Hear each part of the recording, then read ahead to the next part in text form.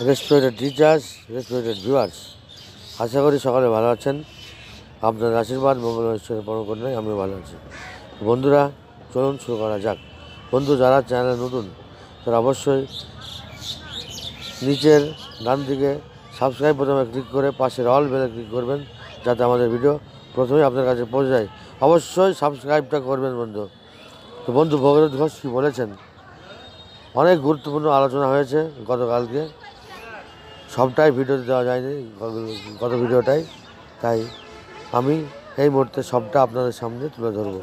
তো কাটছাট না করে সম্পূর্ণ ভিডিওটি অবশ্যই শুনবেন এবং এই ভিডিওটি সমস্ত হোয়াটসঅ্যাপ আর ফেসবুক গ্রুপ যেগুলোতে আপনারা যুক্ত রয়েছেন সমস্ত গ্রুপে শেয়ার করবেন। পাতা বৃদ্ধি তেমনি তেমনি হবে না বন্ধু। পাতা বৃদ্ধি হওয়ার যে স্টেজগুলো আছে, যে লক্ষণগুলো আছে, সেগুলো আমাদের কভার করতে হবে। তো বন্ধু, মাইকেল ইদ্রিস আলী শেখ সম্বন্ধে ভগীরথ ঘোষ প্রথমেই বলেন যে ইদ্রিস আলী শেখ বর্তমানে চরম অসুস্থ।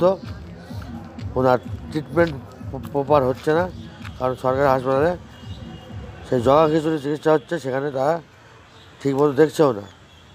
তার জন্য আমাকে ভালো কোনো নার্সিংহোমে ভর্তি হতে হবে এবং নানাবিধ অসুবিধা রয়েছে। চোখের সমস্যা, দুই চোখের সমস্যা, চোখে দেখতে পায় না, দুবার ব্রেন স্ট্রোক হয়েছে, মাথায় রক্ত জমাট হয়েছে, ডান সাইডটা ডান হাত ডান পা প্যারালাইজ, কিডনির সমস্যা, বৃক্কের সমস্যা, লিভারের সমস্যা, পা ফুলছে, দুই পা প্রচুর ফুলছে, পেশাব হয়ে যাচ্ছে, পায়খানা হয়ে যাচ্ছে, যখন তখন পেশাব হচ্ছে 5 মিনিট 7 মিনিট পর পর, এরকম নানাবিধ সমস্যা। এগুলো তিনি বলেন এবং হেল্পের জন্য আবেদন করেন। হেল্প করতে বলেন প্রত্যেকটি পার্শ্ব শিক্ষককে, মানে সকল পার্শ্ব শিক্ষককে। আর ওই 45,000 পার্শ্ব শিক্ষক যদি 1 টাকা করে দেয় তাহলে 45,000 টাকা হবে, 2 টাকা করে দিলে 90,000 টাকা হবে। তো কই 1,015 টাকা উঠেছে এতবার আবেদন করার পর। ভগীরথ ঘোষ মাসে 4 বার আবেদন করেছে, আমি প্রতিদিন আবেদন করছি। বন্ধু, সাবলামি হয়ে যাচ্ছে, আমি সাবলামি করছি বারে আমি বলছি যে আপনারা আমাকে বাঁচানোর জন্যে আর্থিক হেল্প করুন। হেল্পটা 1,000 2,000 5,000 বলছি না, বলছি 100 টাকা 200 টাকা। আবার কোনো ম্যাডাম বা শিক্ষক দেখি 1,000 টাকাও দিয়েছেন। তার সামর্থ্য আছে, তারা দিয়েছে। আপনার যতটুকু সামর্থ্য রয়েছে তার ভিত্তিতেই আপনি দান করুন না। 50 টাকা 100 টাকা দিলে, 200 টাকা দিলে আপনি গরিব হয়ে যাবেন না, আর না দিলে আপনি বড়লোক হবেন না। তাই দয়া করে সমস্ত শিক্ষকদের বলছে আপনারা একটু পাশে দাঁড়ান, হেল্প করুন, তাহলে আমার এই জীবনটা হানি হবে না, আমি বেঁচে যাবো, আমার ফ্যামিলি বেঁচে যাবে, আর আমি আপনাদের বন্ধু। এই বিষয়ে বলি, আশানুর মণ্ডল গতকালকে আমাদের ফোন করেছিলেন। তিনি পার্শ্ব শিক্ষক নন, এসএসসি নয়, তিনি কোনো শিক্ষকই নন, একজন সাধারণ মানুষ। তিনি আমার আবেদন শুনে 300 টাকা পাঠিয়েছেন। আর একজন চাপড়া, আমার ব্লকেরই, আমি চাপড়া আমাদের শহর, চাপড়াতে আসি প্রায়। তো চাপড়ার একজন আমাকে ডেকে, তার দোকান আছে, ইলেকট্রিক দোকান, সে ডেকে আমাকে 100 টাকা দিল।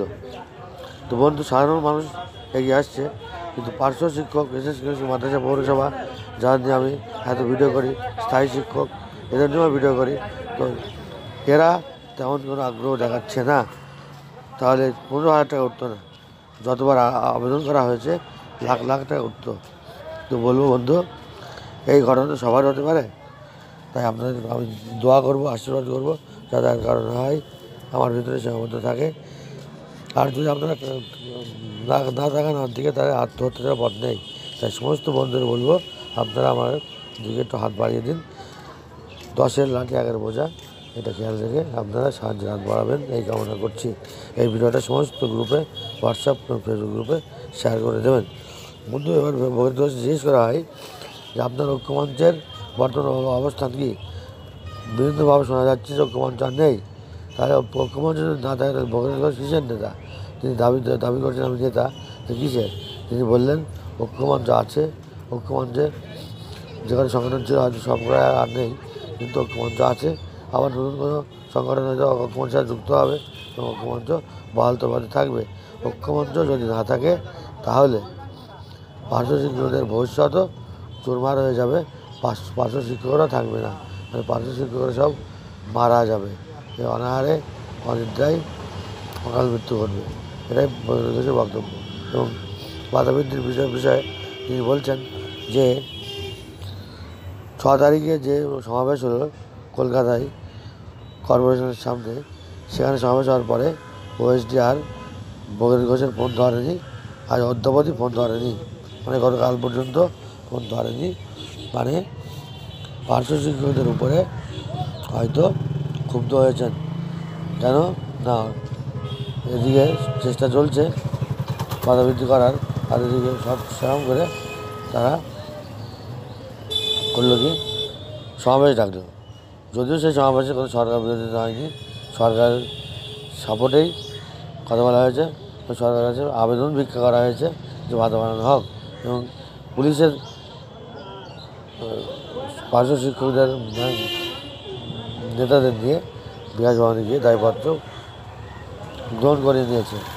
তারপরেও কিন্তু ভগীরথ ঘোষ বলছেন যে 6 তারিখের পরে আর কোনো ফোন ধরছে না, কোনো SMS করলেও তার রিপ্লাই হচ্ছে না, মানে রুষ্ট হয়েছেন ওএসডি রুষ্ট হয়েছেন। এবং বর্তমানে তিনি বলেছেন এই মুহূর্তে বাধা বিদ্যুৎ তেমন কোনো আশা দেখা যাচ্ছে না, তবে ছেড়ে দেওয়ার পাত্র নয় ভগীরথ ঘোষ। তিনি বলেছেন আমরা নিশ্চয়ই আমরা বাধা বিদ্যুৎ দিকে পৌঁছে যাব, এবং আমাদের আশু লক্ষ্য যে একটা 1/3/2024 যে স্ল্যাব, সেই ভিত্তিতে বাধা বৃদ্ধি, সেটা আমরা করবই। আমার যেটা মনে হচ্ছে বন্ধু, বাধা বৃদ্ধি অবিলম্বে হবে, বাধা বৃদ্ধি না হয়ে যাবে না। কারণ 2011 সালে ক্ষমতায় এসে 2018 সালে মুখ্যমন্ত্রী আমাদের বাধা বৃদ্ধি করেছিলেন 10,000 13,000, আমার যেটা কম ছিল 4,000 5,000 আর 6,000, সেটা বাড়িয়ে 10,000 করে। এবারও সেই সময় এসে গেছে, মানে প্রায় 7 বছর পূর্ণ হতে চলেছে। 7 বছর ক্ষমতা আসার পরে আমাদের বাধা বেড়েছিল, প্রায় 7 বছর পূর্ণ হতে চলেছে। অতএব এই 2025 সাল যেটা আসছে, এই 25 সালে আমাদের বাধা বৃদ্ধি হবে, আর প্রথম দিকে নয়, মধ্য সময়ে, মানে যে জুন জুলাই মাসে, আর দায়িত্ব 2025 সালের শেষের দিকে। আমি মনে করছি, বিশ্বাস করছি বাধা বৃদ্ধি হবে, এটা আমার চরম আশা। তো বন্ধুরা, আর ভিডিওটা বড় করছি না, আপনারা অবশ্যই সম্পূর্ণ ভিডিও দেখবেন, আমাকে একটু হেল্প করবেন, আমি দিশারি শেখ, আমাকে একটু হেল্প করবেন আর্থিকভাবে, আর এই ভিডিওটি ব্যাপক আরে শেয়ার করবেন, সমস্ত ব্যক্তির কাছে পৌঁছে যায়। ধন্যবাদ।